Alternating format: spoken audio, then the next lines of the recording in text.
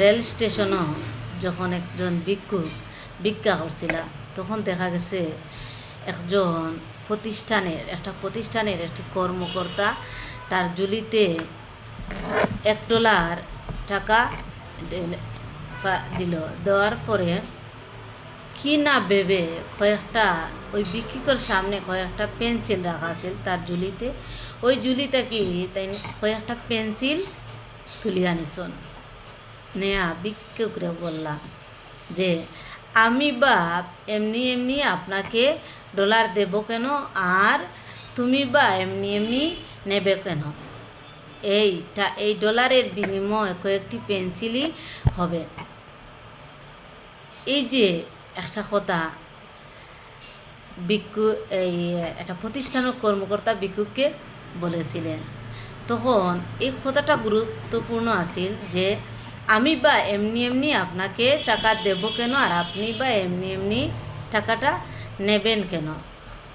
এই কথায় ভিক্ষুকর চোখ খুলে গেছে যে সত্যি তো একজন কর্মকর্তা তাই প্রতিষ্ঠানও কাজ করিয়া টাকা ইনকাম করা, আর আমি এমনি এমনি হাত পাতাইয়া টাকাটা নিলাম। তখন ভিক্ষুকে চিন্তা করিয়া তাই ভিক্ষা করা বাদ দিলাইলা যে আমারও তো আত্মসম্মান বোধ আছে, তাই তিনি ভিক্ষা বাদ দিয়ে তিনি ব্যবসা করতে শুরু করলেন।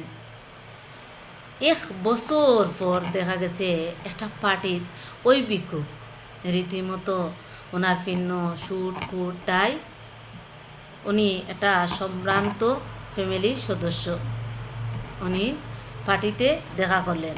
ওই প্রতিষ্ঠানের কর্মকর্তার সাথে ওনার দেখা হলো। তখন উনি আলাপ করলেন ওই ব্যক্তির সাথে।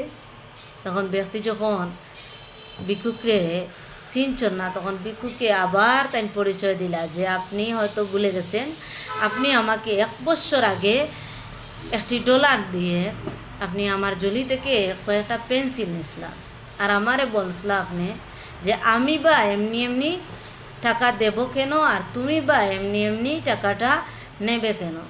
এই কথাটার কারণে আজ আমার পরিবর্তন। আমিও চিন্তা করলাম কেনে আমি বেকার, আমার শরীরের শক্তি, আমার আত্মসম্মান বোধ সবগুলা ফেলাই আমি খেনে ভিক্ষা করতাম। তখন তাকে তাই কাজ করা শুরু করলা, আর এই শুরুটা কিয়া দেখা গেল 1 বছরে তানোর পরিবর্তন আইয়া তাই বালা একটা অবস্থানও পৌঁছে গেছেন। তো আসুন আমরা প্রত্যেকে এইভাবে আমরা নিজের পরিবর্তনের দিকে নিয়ে যাই, পরিশ্রমের